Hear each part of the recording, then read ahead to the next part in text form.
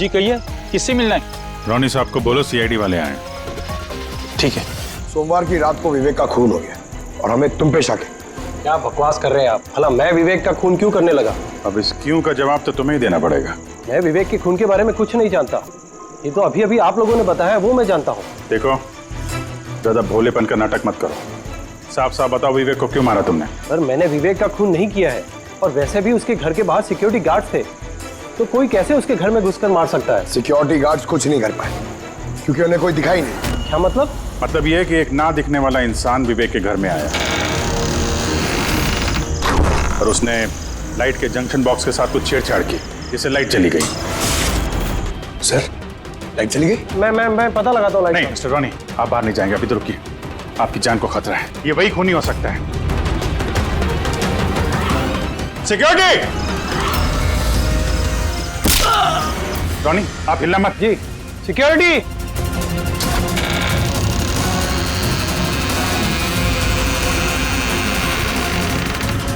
कौन है उधर? सर, सर, हैं? यहाँ पे? कौन है? कोई था यहाँ पे? कौन है? हैं? कोई दिखा? नहीं। रोनी, हिलना मत। सिक्योरिटी, लाइट ऑन करो। सर, मैं बाहर जाता हूँ। देखो। Oh no, Pankaj!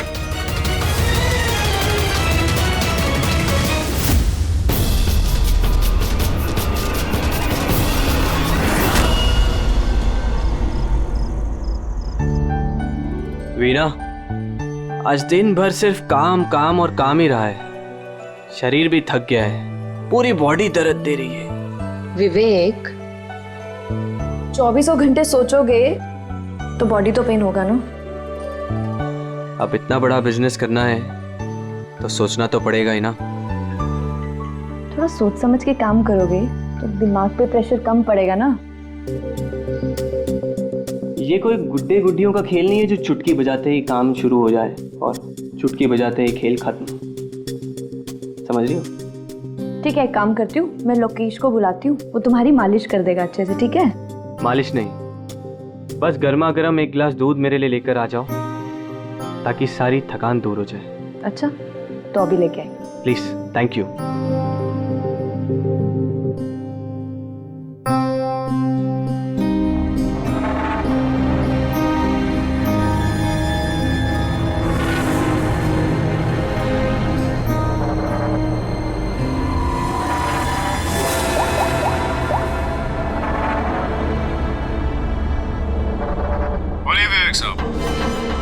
सब ठीक ठाक है?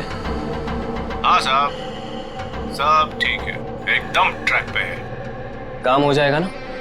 आपको जुबान दिया साहब, काम हो जाएगा। जो भी तुम्हें सही लगे वो सब करो, तुम्हें पूरी छूट है, मगर उसको फिक्स कर दो। आप चिंता मत करो साहब, वो तैयार हो जाएगा। उसको तैयार करना मेरे बाएं हाथ का काम है। गुड।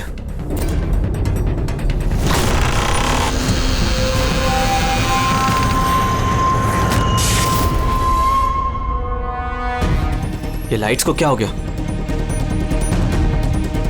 वीना, वीना तुम हो? वीना, तुम बोलती क्यों नहीं? ये लाइट्स कैसे चली गई? लोकेश, वीना, कौन है? कौन है यहाँ पे? वीना, मजाक मत करो। देखो देखो, मैं अंधेरे से नहीं डरता। विवेक साहब, विवेक साहब, विवेक साहब, लोकेश, वीना, लोकेश जल्दी आओ, कोई है कमरे में। विवेक साहब, विवेक साहब, दरवाजा खोलिए। विवेक साहब, क्या हुआ साहब?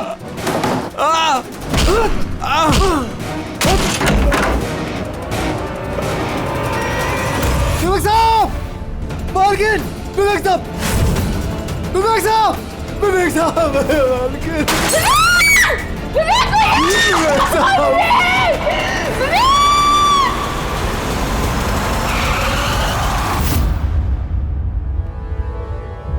सर, लगता है कई बार चाकू से वार किया है।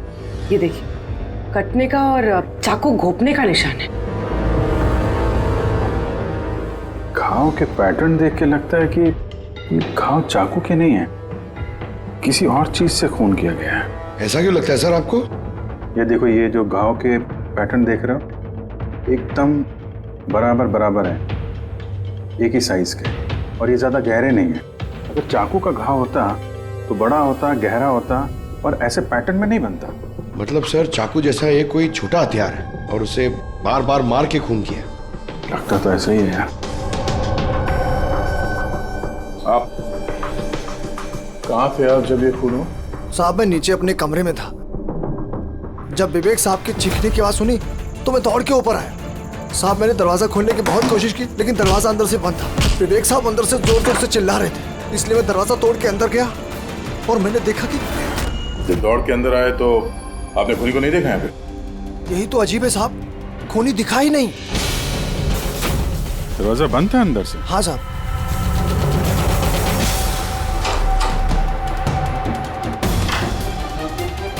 तुम अंदर आए तो यहाँ पे लाइट थी?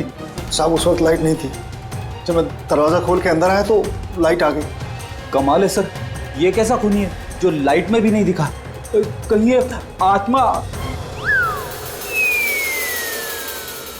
ये भी तो हो सकता है कि जब कमरे में अंधेरा था उसी वक्त खूनी दरवाजे से बाहर गया। साहब ऐसा बिल्कुल नहीं हो सकता। साहब अगर खूनी दरवाजे से अंधेरे में भी गया होता तो मुझे जरूर दिखा होता। मेरी आंखें बिल्कुल ठीक है साहब। कमरे से बाहर जाने का और कोई रास्ता तो दिख नहीं रहा है। वही तो, कमरे से बाहर जाने का एक ही रास्ता है, वो है ये दरवाजा। दरवाजा अंदर से बंद था और लोकेश ने ये दरवाजा खोला, और इसने तो यहाँ पे खूनी को देखा नहीं। कमाल है।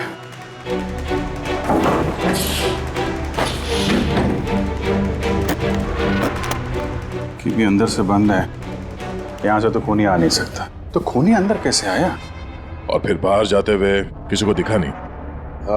सर मेरी दादी एक भूतिया कहानी सुनाती थी।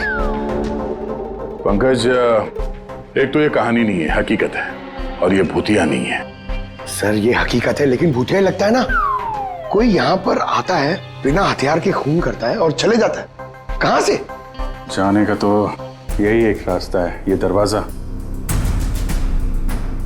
लेकिन सर बीना तो सीढ़ियों से ऊपर आ रही थी, और अगर खूनी यहाँ से जाता तो उसे दिखता जरूर। कमाल है यार, ये लाइट का आना जाना, इसका कुछ ना कुछ कनेक्शन है इस केस के साथ। लाइट का जंक्शन बॉक्स कहाँ पे है?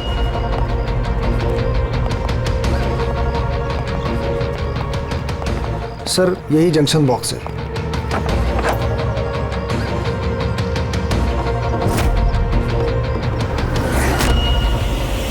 इधर आओ जरा। कल तुम ही ड्यूटी पे थे? मैं तो गेट पे था साहब। तुम्हारे गेट पे रहते कोई घर में घुस के खून कर गया, तुम्हें पता नहीं चला? देखिए साहब, मैं अपनी ड्यूटी पे अलर्ट रहता हूँ, ना कोई अंदर आया है ना कोई बाहर गया है। अलर्ट? तो क्या खूनी हवा में आया, हवा में गायब हो गया है? ये लाइट स्विच ऑफ किसने की थी यहाँ से? पता नहीं साहब, अचानक ऑफ हो गई। मैंने सोचा फ्यूज उड़ गया हो। यहाँ कोई स्पार्क वार्क हुआ था जंक्शन बॉक्स में? नहीं साहब, स्पार्क नहीं हुआ था, लाइट चली गई, और जैसे लाइट चली गई मैं जंक्शन बॉक्स की तरफ दौड़ा। देखा बाकी सबके घर में लाइट है, हमारी क्यों नहीं? और देखा साहब जंक्शन बॉक्स खुला था, जंक्शन बॉक्स का स्विच भी बंद था, और मैंने ऑन किया साहब। जैसे ही ऑन किया लाइट आ गई। कोई तो आया था यहाँ पे जिसने लाइट के साथ छेड़छाड़ की है। विवेक की बीवी वीना, उससे भी पूछ लेते हैं।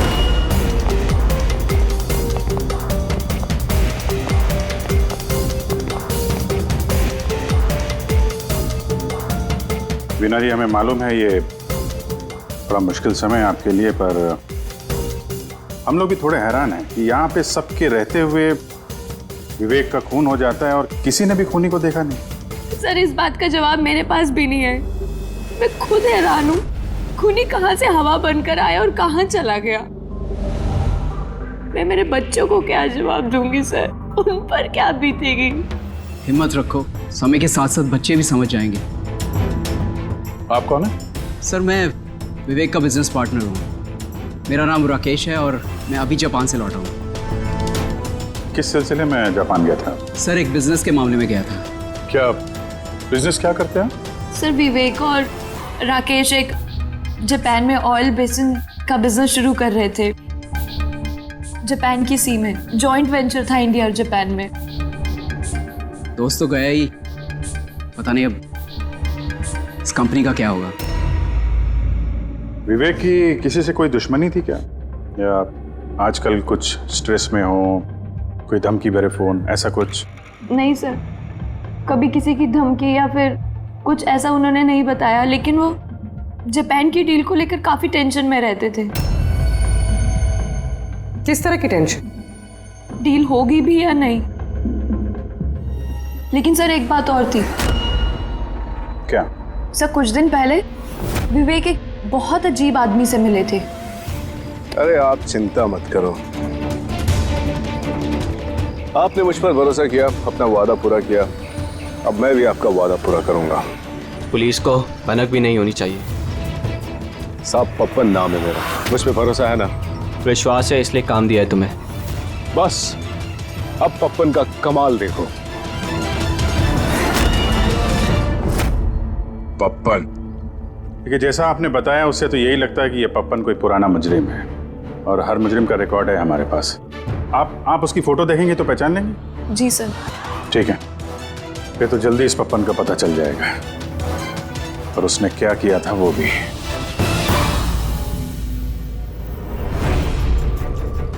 आप लोगों का शक एकदम सही है बॉस। ये खून चाकू से नहीं हुआ। तो फिर किस हथियार से हुआ जो कोई भी देख नहीं पाया, यहाँ तक कि लोकेश को भी वो हथियार दिखाई नहीं पड़ा? हाँ बॉस, हथियार भी नहीं नजर आया, और कमाल की बात है खूनी भी दिखाई नहीं दिया। ये तो पहली हो गई। खून हुआ, खून ही नजर नहीं आया। घाव चाकू जैसे हैं लेकिन खून चाकू से नहीं हुआ। पहेली तो है अभिजीत, और इस पहेली को सॉल्व करने के लिए आप लोगों को कड़ी मशक्कत करनी पड़ेगी। देखो बॉस, हम लोग आत्मा में तो विश्वास नहीं करते, लेकिन साइंस से कुछ भी किया जा सकता है, और मुझे लगता है किसी मॉडर्न साइंस की टेक्निक का इस्तेमाल किया गया है इस खून में। हाईटेक खूनी? हाईटेक ही हो सकता है, वरना ना दिखने वाले खूनी को लाइट्स ऑफ करने की क्या जरूरत है? माना कि ये खूनी हाईटेक है, मगर कहीं ना कहीं उंगलियों के निशान तो छोड़े होंगे ना उसने? बिल्कुल है। तो फिर सर, जो क्राइम सीन से हमने उंगलियों के निशान लाए थे, उनमें से एक निशान खूनी के भी होंगे? होने चाहिए थे दया, लेकिन अफसोस की बात यह है कि है नहीं। आप लोग जो भी फिंगरप्रिंट्स लेके आए, उसमें सिर्फ विवेक और उसकी पत्नी के फिंगरप्रिंट्स हैं, जो एकदम क्लियर है। बाकी के फिंगरप्रिंट्स एकदम स्मस्ट हैं, सब मिल गए हैं। ऐसा लगता है जैसे किसी ने ग्लव्स पहन करके दरवाजा खोला और बंद किया। प्लानिंग के साथ खून किया गया है ताकि सबूत ही ना मिले। काम करते हैं, इस विवेक के घर में जितने भी लोग हैं उन सब से अलग अलग स्टेटमेंट लेते हैं, सबसे पूछताछ करते हैं कि उस रात हुआ क्या था। खूनी ने अंधेरे का फायदा उठाया है, अब हम भी अंधेरे में निशाना लगाएंगे। सर, जब ये खून हो रहा होगा तो वो खूनी अंदर ही होगा सर। जैसे ही बीना बाहर गई उसने खून कर दिया। ये थ्योरी हो सकती है पंकज, अगर लाइट नहीं गई होती तो फिर सब दो खूनी होंगे, एक लाइट ऑपरेट कर रहा होगा और अंदर खून कर रहा होगा। मगर जिसने लाइट ऑफ करी वो कहाँ था? वहां पे तो गार्ड खड़ा था, उसने बोला ना उसने किसी को अंदर आते देखा ना कोई बाहर गया। सर लेकिन जब वीना बाहर गई थी तो उसने दरवाजा खुला हुआ देखा था सर, तो हो सकता है कि दरवाजे के ऊपर उसकी उंगली के निशान हो। खूनी यहाँ भी चालाक निकला। सारों के साहब ने बताया ना, यहाँ कमरे के अंदर हमें एक भी फिंगरप्रिंट्स नहीं मिले, एक भी। उसने हैंड ग्लव्स पहने होंगे सर, इसलिए शायद नहीं मिले। हैंड ग्लव्स तो पहने ही होंगे। विवेक की बॉडी यहाँ पड़ी थी, मतलब यहाँ कहीं खड़ा होगा। 1 मिनट यहाँ खड़े होना जरा पंकज। खूनी जब अंदर आया तो दरवाजा खुला हुआ था। जैसे ही लाइट गई खूनी अंदर आया, उसने दरवाजा बंद किया, अंधेरे में उसने विवेक का खून कर दिया। क्योंकि जब लोकेश आया था तो ये दरवाजा अंदर से बंद था। हाँ सर, खूनी अंदर ही होगा सर। करेक्ट। और जैसे ही लोकेश दरवाजा खोल के आया, खूनी चुपके से यहाँ से निकल गया। लेकिन अगर खूनी यहाँ से गया है तो लोकेश तो यहीं कहीं खड़ा था, उसे तो दिखना चाहिए था ना खूनी। लोकेश का कहना है उसने सिर्फ यहाँ पे विवेक की बॉडी देखी थी, खूनी उसे नजर नहीं आया। सर ये लोकेशन है, ये झूठ बोल रहा है सर। लगता तो नहीं है। इंटरोगेशन में अच्छे अच्छे झूठ बोलने वाले ना लड़खड़ाने लगते हैं, उनकी जबान कांपने लगती है। ऐसा लगता नहीं है वो झूठ बोल रहा है। तो फिर कौन है ये आदमी? वीना ने उसे महसूस किया, लोकेश ने उसे महसूस किया, लेकिन देखा नहीं।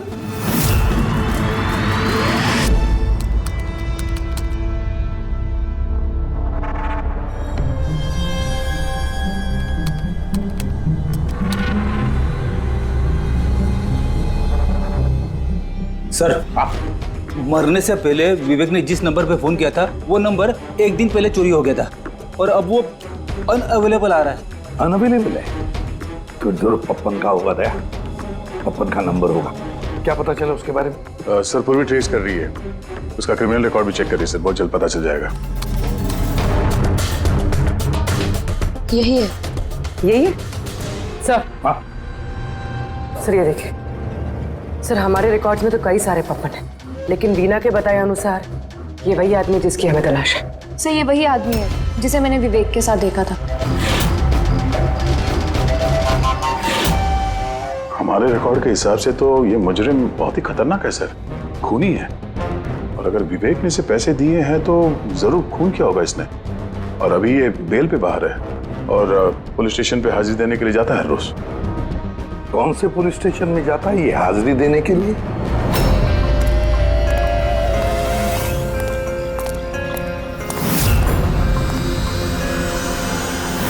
सर यहां से पास हो गया। सब्जी ले लो भाई, सब्जी ले लो, सब्जी ले लो। सर पप्पन यहाँ से निकल गया। ले भैया तेरा ठेला संभाल ले। उसको उधर ही रोक के रख, चाहे वो रोए या हंसे तुम उसकी चिंता मत कर। जब तक वो हमारे पास है बाजी हमारे हाथ में है। तुम लोग मेरा इंतजार करो और कुछ भी गड़बड़ हुआ ना तुम में से किसी को नहीं छोड़ूंगा मैं। ये चिड़ी का गुलाम तुम्हारी तरफ गया था, देखना जरा।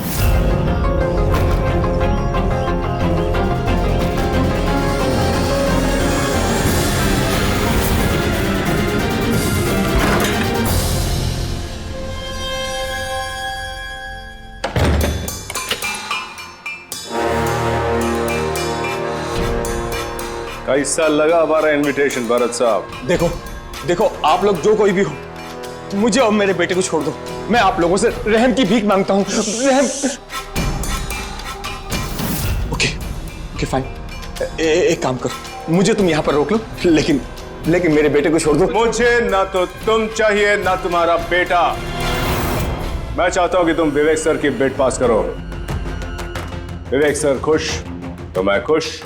ये पॉसिबल नहीं है। मैं इंडियन मिनिस्ट्री में एक एम्प्लॉय हूँ। माना कि सारे कॉन्ट्रैक्ट मेरे जरिए पास होते, लेकिन मैं ऐसे ही किसी कंपनी का कॉन्ट्रैक्ट कैसे पास करवा दूं सर? मिस्टर भरत, तुम ना मामले की गंभीरता को नहीं समझ रहे हो। तुम्हारे बेटे के साथ क्या हो सकता है तुम सपने में भी नहीं सोच सकते। सपने में तुम भी नहीं सोच सकते कि अब तुम्हारे साथ क्या होने वाला है। सर मैं मिनिस्ट्री की तरफ से काम कर रहा था। जितनी भी सील्ड बिड इंडियन फर्म्स की तरफ से होती हैं उसका इंचार्ज था मैं। चीनी या जापानी कंपनियों के पास अपने देश में नीलामी का कार्यालय था, लेकिन सभी भारतीय बोलियां उनके पास आई।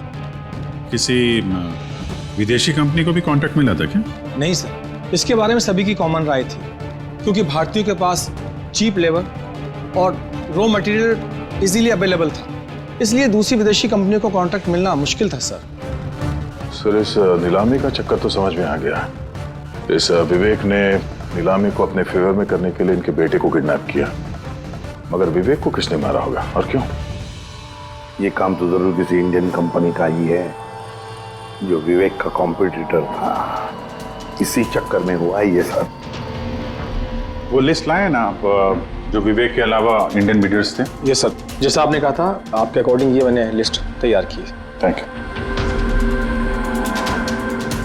कार्तिक, विवेक, इन दोनों के अलावा राकेश, प्रमेश, शिवानी, रोनी और नवीन।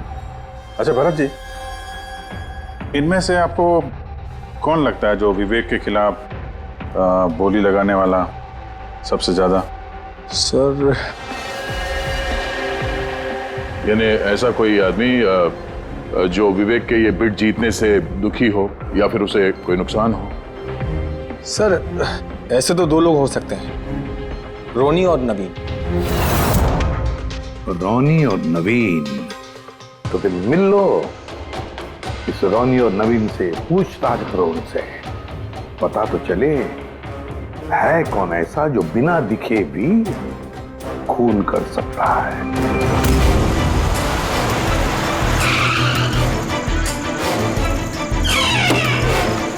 जी कहिए, किससे मिलना है? रोनी साहब को बोलो सीआईडी वाले आए।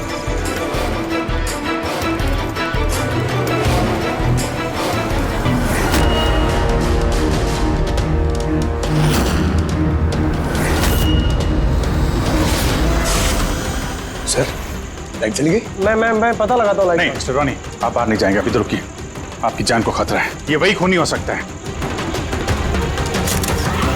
सिक्योरिटी! रोनी आप हिलना मत। सिक्योरिटी! सर यहाँ कोई है? कोई है? सर यहाँ कौन है इधर? कौन है? मिस्टर रोनी आप हिलना मत। सर मैं देखता हूँ। देखो पंकज। ओह नो रोनी। साहब सबको क्या हुआ? एक मिनट, He's no more. बाहर जाते हुए कोई दिखा था क्या? नहीं सर, सर मैं वहाँ जंक्शन पे गया, लाइट ऑन की और देखा कि हमारा दूसरा सिक्योरिटी गेट के पास बेहोश पड़ा हुआ है और मैं अंदर आ गया सर। Hello sir. सर हम रोनी को बचा नहीं पाए। He's dead.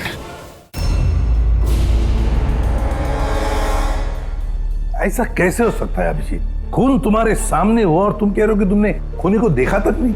हाँ सर, पहले तो हम सुनी सुनाई बातों पे यकीन कर रहे थे, पर यहाँ तो हम लोग वहां मौजूद थे सर, कोई नहीं दिखा। मतलब विवेक के खून की जैसा? हाँ सर। ये किस तरह का खूनी है सर जो है मगर दिखाई नहीं देता? वही तो। पर इतना पक्का है कि मैंने वहां पे कुछ शैडो जैसी देखी थी, कुछ अजीब सी, एक्सप्लेन करना मुश्किल हो रहा है मगर। सारुण के यार फोटो से कुछ पता चल रहा है तुझे? बॉस लगा हुआ तो हूँ, शायद कुछ हाथ लग जाए, लेकिन एक बात पक्की है, ये खून भी वैसे ही हुआ है जैसे इससे पहले को खून हुआ है। ये देखो बस, ये देखो यहाँ फोटो में ये हल्की सी रोशनी में ये कुछ आकृति दिखाई दे रही है, शैडो जैसी, बिना आकार के। ये क्या है ये समझ में नहीं आ रहा है। सालून के साहब, मैं पहले से कह रहा था ये जरूर कोई आत्मा है। सर वो जो कोई भी था, मैंने उसे महसूस किया था सर, मैंने उसे पकड़ने की कोशिश की लेकिन वो हाथ में ही नहीं आया। देखो यार, ये आत्मा कुछ नहीं होता। बॉस ये क्या है ये अभी तक पता नहीं लगा पाया। सारुण के, ये किस किस्म का हथियार इस्तेमाल किया इस खूनी ने? ये है बॉस, ये हथियार है, इसे शूरिकेन कहते हैं बॉस। शूरिकेन? तो इस तरह का हथियार तो मैंने मार्शल आर्ट्स वाली फिल्मों में देखा है। अरे इसे तो वो निंजाज यूज करते हैं, वो निंजा। सर ये जापानीज हथियार है, निंजाज इस टाइप के हथियार इस्तेमाल करते हैं। जापान निंजा, और ये ऑक्शन भी जापान में होने वाला है सर, तो कहीं इन सबका कनेक्शन जापान से तो नहीं? बिल्कुल है, जापान से कनेक्शन है। इस राकेश से मिलना पड़ेगा, वही गया था ना जापान किसी डील के बारे में बात करने। राकेश तुम विवेक के पार्टनर हो, है ना? तो तुम तो जरूर जानते होंगे कि विवेक ने बिड हासिल करने के लिए पप्पन नाम के किसी गुंडे को हायर किया था भरत के बेटे को किडनैप करने के लिए, है ना? नहीं सर, इसके बारे में मुझे कुछ भी मालूम नहीं। अरे ऐसा कैसे हो सकता है? इतनी बड़ी बात और पार्टनर को पता भी नहीं? सर वो मुझसे काफ़ी बातें छुपाता था, इसीलिए बिजनेस में भी लॉस हो रहा था। वो इतना बेताब रहता था कि लॉस कवर करने के लिए वो क्या क्या करता था और कहाँ कहाँ जाता था मुझे बिल्कुल मालूम नहीं है। अच्छा, वैसे आप जापान गए थे ना विवेक के खून से पहले? हाँ गया था। क्या करने गए थे आप? ऑलरेडी प्रोजेक्ट का मामला था, इसके लिए मैं जापान गया था। मगर विवेक यहीं से सारे ऑपरेशन हैंडल कर रहा था। ऑयल का प्रोजेक्ट? तो क्या क्या प्रोजेक्ट था, जरा डिटेल में बताओ तो सही। जापान में एक द्वीप है जिसे ऐतिहासिक और पवित्र माना जाता है। वहाँ के लोग ऑयल रिग प्रोजेक्ट को लगाने के लिए मना कर रहे थे। पवित्र समंती द्वीप? क्या पवित्र है उस आइलैंड में? कुछ पुराने योद्धाओं को वहाँ पे दफनाया गया था, जैसे समुराइज, रॉनिन्स और निंजास। सामुराई, रोनिन, निंजास, पुराने योद्धाओं को दफना दिया था वहां पर। सर ये कोई इत्तेफाक है या कुछ और? ये जो निंजास है ये पुराने दौर के हथियारे थे सर जापान में, और आज भी काफी लोग इन लोगों को मानते हैं। तो वो लोग नहीं चाहते होंगे कि उस जगह पे ये ऑयल ड्रिलिंग हो और उन लोगों ने इन्हें। हाँ हो सकता है दया, हो सकता है, पर ये भी तो हो सकता है कि इन लोगों की आपसी दुश्मनी, कोई बिजनेस राइवल। सर ये नवीन तो नहीं हो सकता, क्योंकि जब दूसरा खून हुआ तब मैं और पूरी उसी के साथ थे। तो फिर ये बचे 3 बिडर्स, शिवानी, प्रमेश और कार्तिक, तीनों को बुला लेते हैं यहाँ पर। कार्तिक, प्रमेश, शिवानी, तो तुम 3 भारतीय थे विवेक के साथ बिड करने में जापान में, मगर डील हमारे हाथ में आई नहीं, और इसी वजह से विवेक और रोनी का खून हुआ है। कार्तिक आप कहाँ थे जब ये दोनों खून हुए? सर मैं मीटिंग में ही था, आप मेरे एम्प्लॉय से पूछ सकते हैं सर। और प्रमेश? सर मैं सामाजिक व्यक्ति हूँ, और सर इसके गवाह सर वो अफसर हैं, और सर जिस वक्त खून हुआ मैं उनका साथी था सर। तो ये भी तो हो सकता है ना कि ये खून तुम लोगों ने करवाया। सर हम क्यों खून करवाने लगे, सब अपने अपने नसीब का खाते हैं सर। और डील नहीं हुई तो क्या हुआ सर, कभी ना कभी कोई ना कोई डील तो हो ही जाएगी। वैसे आप कहाँ थे शिवानी जब ये खून हुआ? सर मैं जापान गई थी। और क्या करने गई थी आप जापान में? सर एक मजबूरी आ गई थी। मजबूरी? कैसी मजबूरी? सर कुछ विदेशी कंपनियां हमारी भारतीय कंपनियों के बारे में गलत अफवाहें उड़ा रही थी, उसी वजह से भारतीय कंपनियों को बहुत ही चिंता हो रही थी। तो हम वहाँ उनकी चिंता दूर करने गए थे और ये बताने गए थे कि भारतीय कंपनियां सबसे बेहतर होती हैं। और वैसे भी सर हमने अपनी बिड्स विड्रॉ कर ली थी, तो फिर हम क्यों मारेंगे उन्हें? और बिड्स विड्रॉ करने की कोई खास वजह? सर वजह सर ये थी कि हम लोग अपनी जिंदगी में सर टेंशन नहीं चाहते हैं, और सर हम लोग किसी भी तरह का कोई रिस्क नहीं चाहते हैं। सर हम लोग को सर जो भी मिल रहा है सर हम उतने में खुश हैं।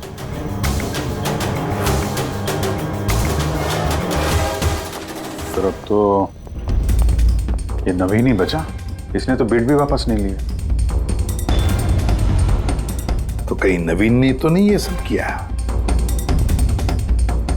या फिर ये भी तो हो सकता है कि अगला शिकार नवीन ही हो। नवीन, तुमने बिड क्यों नहीं कैंसिल की जब सारे लोग पीछे हट गए थे? ऐसे कैसे मैं पीछे हट जाता?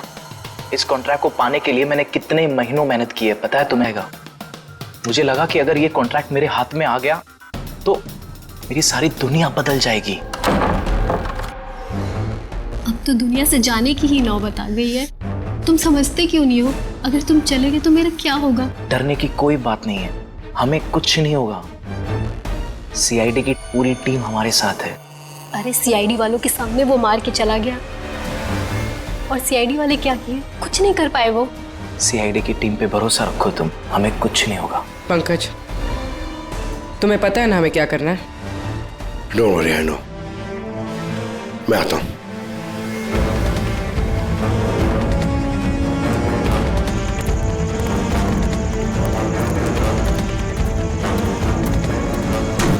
ये है वो जंक्शन बॉक्स जिसकी वजह से सारा पंगा हो रहा है। मैं देखता हूं ये कौन है। ये जगह सही है।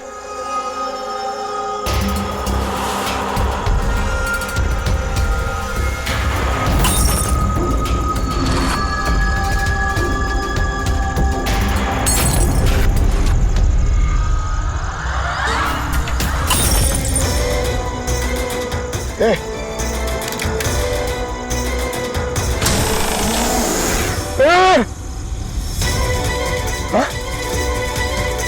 है?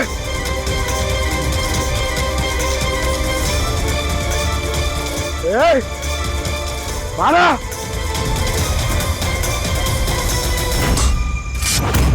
नवीन, ये लाइट को क्या हो गया? अरे कुछ नहीं हुआ। नहीं नहीं, वो आ गया है। कुछ नहीं होगा, कुछ नहीं होगा आपको, प्लीज रिलैक्स हो जाइए।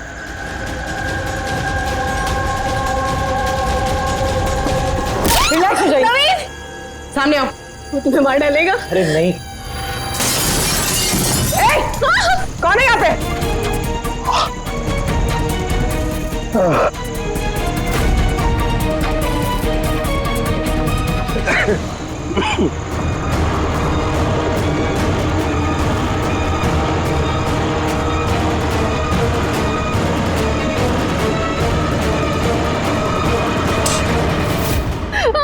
आप लोग ठीक है? हाँ?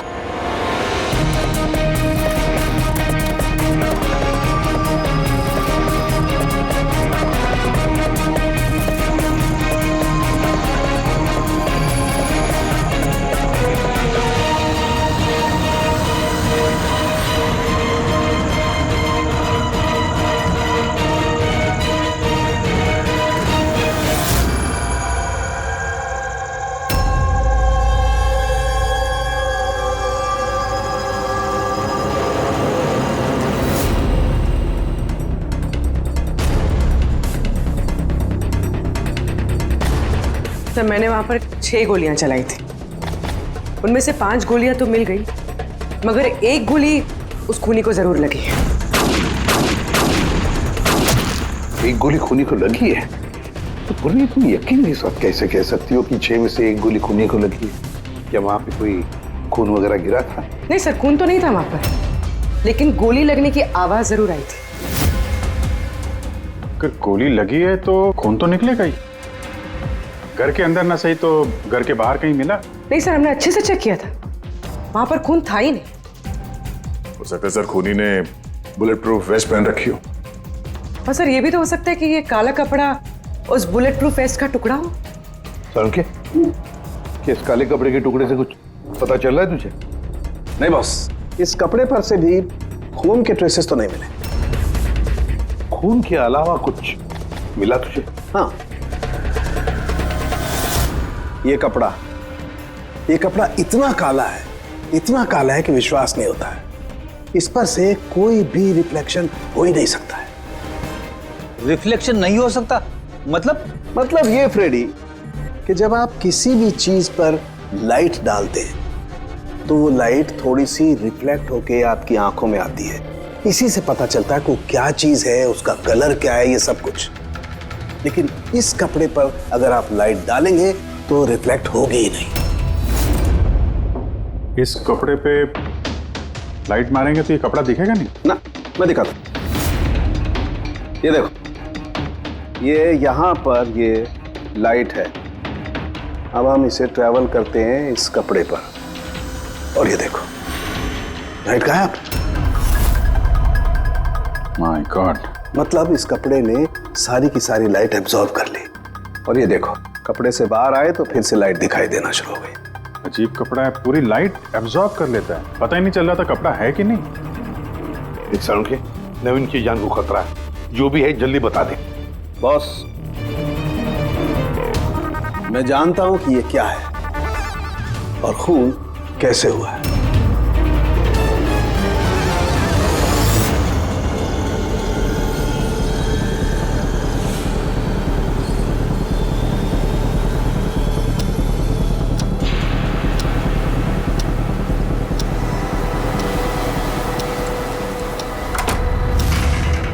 शिखा, क्या हुआ तुम्हें? क्यों इतनी परेशान लग रही हो? हमें कुछ नहीं होगा, रिलैक्स हो जाओ। कैसे रिलैक्स हो जाओ? तुम्हें कुछ हो गया तो? अरे शिखा, मैंने बोला हमें कुछ नहीं होगा। नवीन, ये लाइट कैसे चली गई? अरे नवीन, वो आ गया है। कोई नहीं वो आया। तुम्हें मार डालेगा।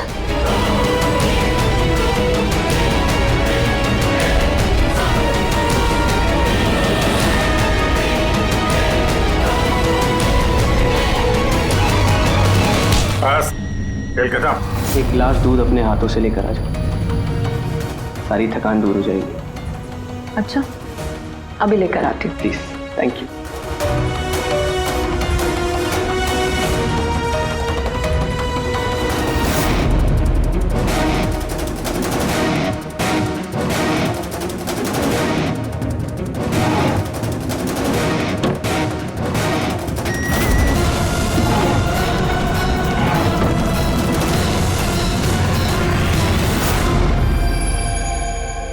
मैंने सोचा नहीं था कि कोई मुझे भी पकड़ सकेगा।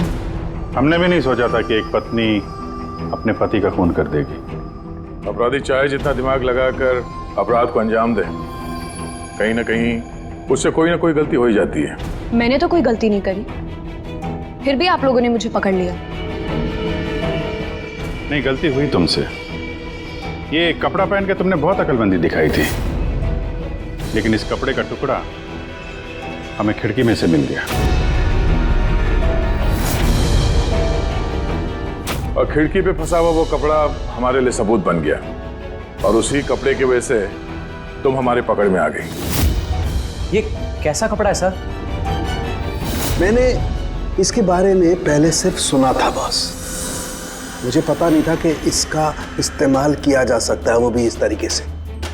इसे जिस जिस व्यक्ति ने बनाया उसने अपने हिसाब से इसको नाम दिया, लेकिन एक बात पक्की है, ये दुनिया की सबसे ज्यादा काली चीज है। मैं तो कुछ समझा नहीं।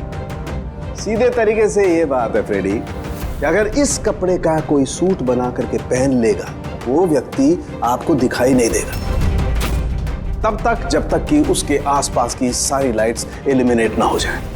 वो दिखाई नहीं देगा। अगर दिखाई देगा तो सिर्फ एक आकृति दिखाई देगी, एक छाया, वो भी बिना किसी रूप के। ये एक 3D से 2D में बदल जाने की प्रक्रिया है। अरे सर, कोई तो लाइट होगी जिससे ये दिखे।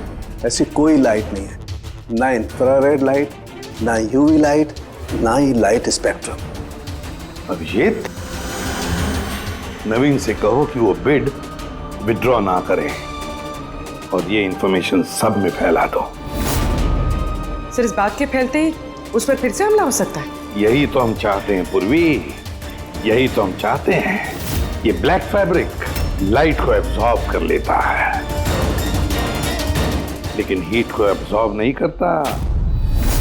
हीट को तो रिफ्लेक्ट करेगा ही। हम खूनी को पकड़ेंगे थर्मल विजन से।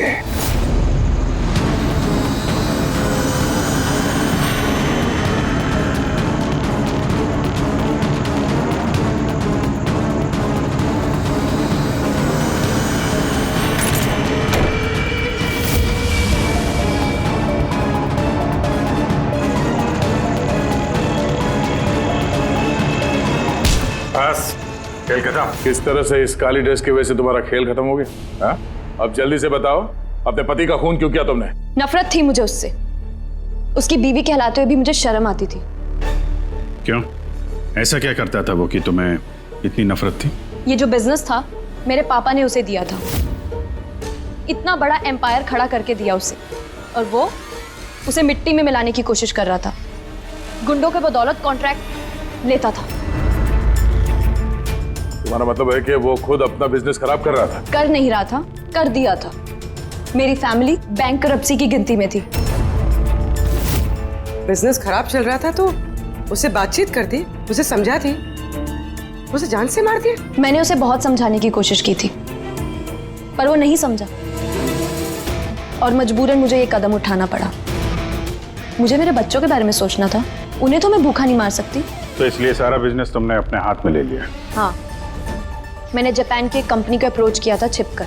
छोटे छोटे कॉन्ट्रैक्ट और पैसों के बदले मैंने तय किया कि भारतीय कंपनी कॉन्ट्रैक्ट पर कोई बोली ना लगा सके, और इसीलिए मैंने सभी बोली लगाने वालों को मारने का प्लान किया।